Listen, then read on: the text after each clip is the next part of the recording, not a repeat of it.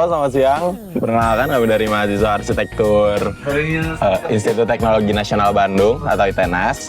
Jadi kami baru aja beres sesi ngobrol talk show sama salah satu founder dari firma arsitektur ya, Atelier Riri. Nah, jadi paling di sini kita mau ngasih insight ke kalian tentang apa aja sih yang udah kita dapetin dari sesi talk show yang baru aja kita jalanin.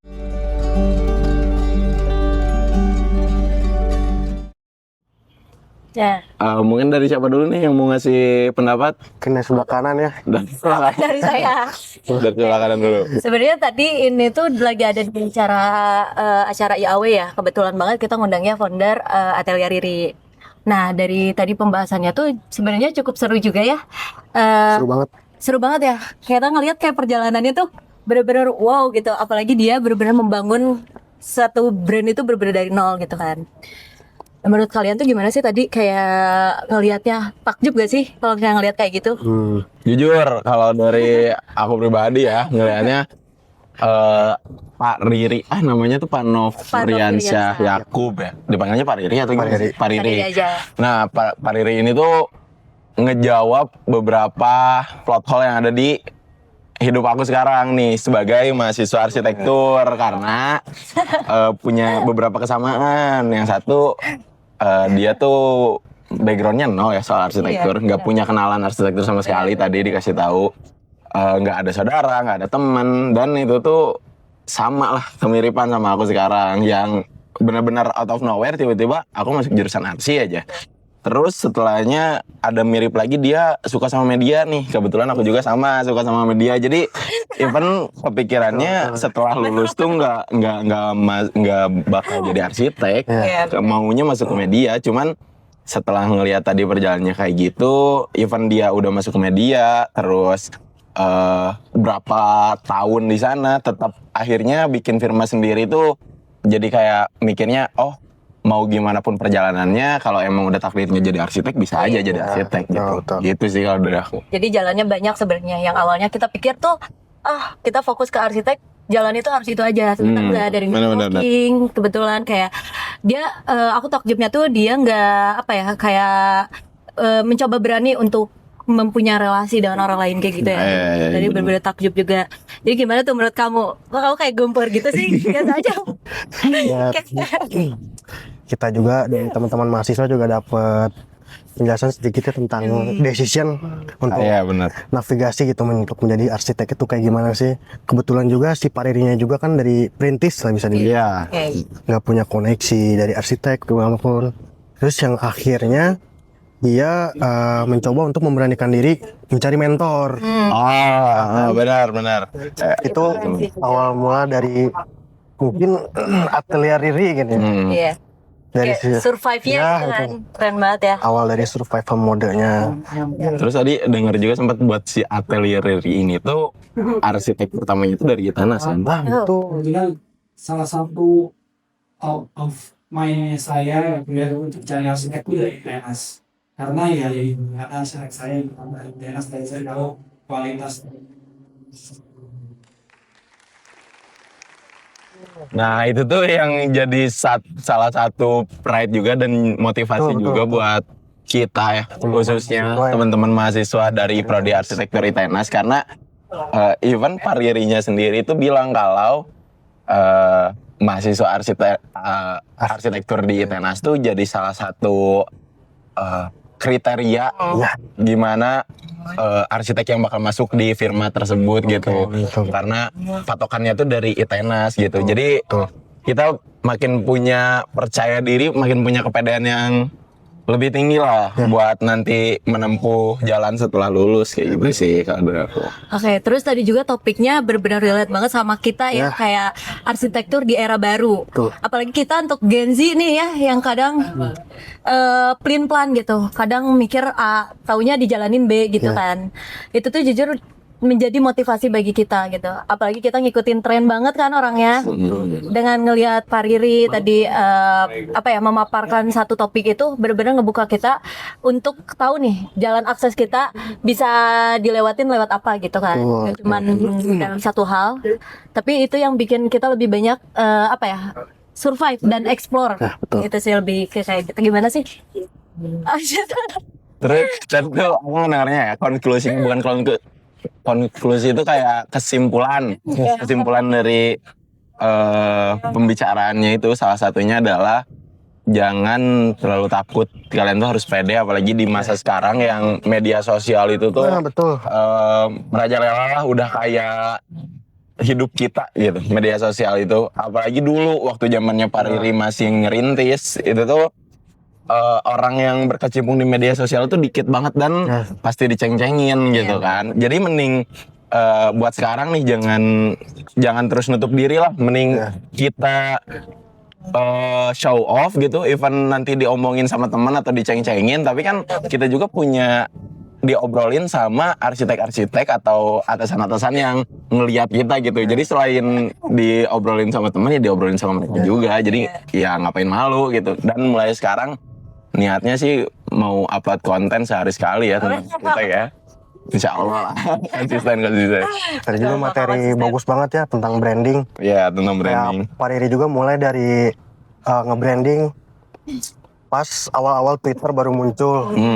Dia memberanikan diri untuk memposting semua tugas-tugasnya segala macam. Yang memang tujuannya itu untuk memperlihatkan dirinya gitu.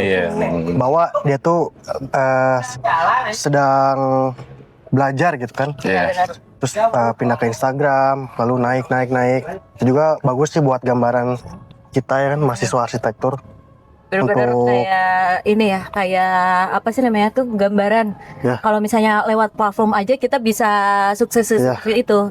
Ternyata dengan menutup diri tuh kita nggak bisa meliatin explore kita gimana gitu kan. Iya, benar. Jangan takut buat menunjukin diri. Iya, apalagi kan kita Gen Z biasanya kayak post di second akun gitu kan. Terus di second akun di private gitu. Gak ada relate. Tenekan.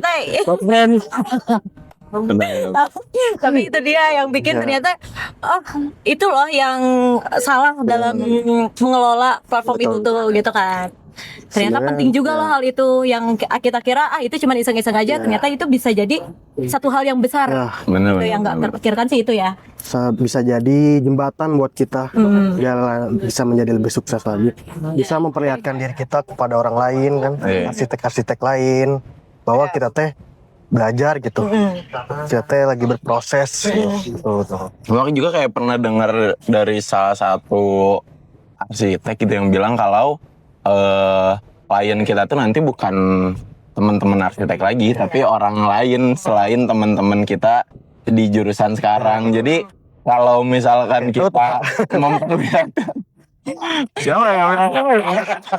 kalau kita cuman memperlihatkan ke teman-teman kita yang arsitek lagi ya buat apa gitu, percuma, karena mereka juga pasti mau saing-saing sama kita gitu. Jadi ya harusnya ya udah keluarin aja gitu, apapun, mau tugas, mau sayembara kayak apa kayak, nggak usah malu, nggak usah ragu. Siapa tahu yang nanti FYP kan yang lihat siapa Pak Riri nanti manggil langsung dipanggil magang tuh ya. Iya, dipanggil magang ke atelier. Iya, tapi kayak hal itu tuh ternyata ngebuka kita benar-benar benar.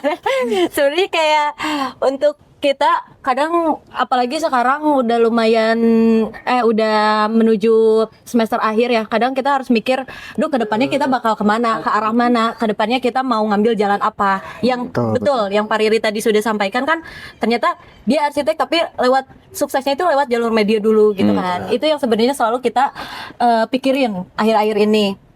Cuman kan karena kita tadi menutup diri itu, susah kan relasinya gimana.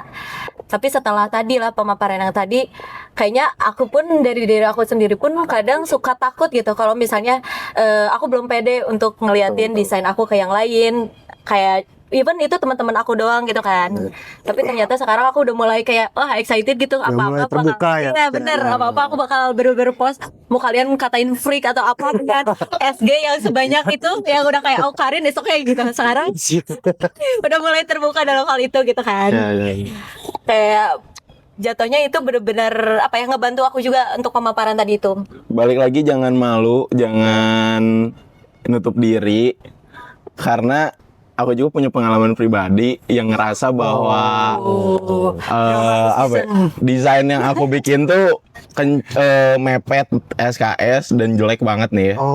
Tapi ternyata setelah aku coba post ke SG sekali, orang-orang yang nggak tahu tuh, orang-orang yang berada di jurusan lain tuh ngeliatnya kayak wah kok bisa gitu, gue amazed, orang-orang tuh pada bagus kok desainnya, padahal aku merasa nggak pede, tapi karena mereka mungkin notabene nggak tahu ya bahwa desain itu tuh menurut aku jelek, tapi ya udah ternyata di mata mereka mah bagus-bagus aja kok yang kayak gitu. Jadi mulai sekarang ayolah kita buka, kita ekspor, kita beranikan diri, mulai terbuka ke dunia luar, ke media sosial khususnya, karena itulah platform itu tuh emang yang dibangun untuk jembatan kita ke orang-orang lain, atau ke nanti calon kantor kita, calon firma kita, atau calon klien-klien kita nanti. Jadi kita bikin tagar, ayo post hashtag apa? Hashtag ayo beranikan diri.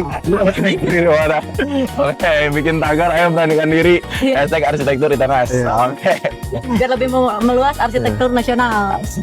Karena tadi yang dibilang Pak Riri juga benar, karena sosial media juga bisa jadi salah satu gambaran apa yang kita pikirkan gitu. Benar itu. Apa yang kita ekspresikan, kita tunjukkan ke orang lain gitu kan. Mungkin balik lagi ya, kalau desain tuh relatif ya. Kita jelek, mungkin menurut orang lain tuh bagus banget gitu kan. Bener-bener kayak menurut kita bagus, belum tentu menurut orang lain cocok gitu. Oke, mungkin podcast kali ini kita cukupkan sekian. Semoga bisa membantu teman-teman yang lain, memberi motivasi dan gambaran. Oke, udah tuh. Oke, cukup sekian dari kita. Iya, tahun depan bakal ada acara talk show lagi. Kalau kalian nonton ini jangan lupa datang ya. Oke, bye.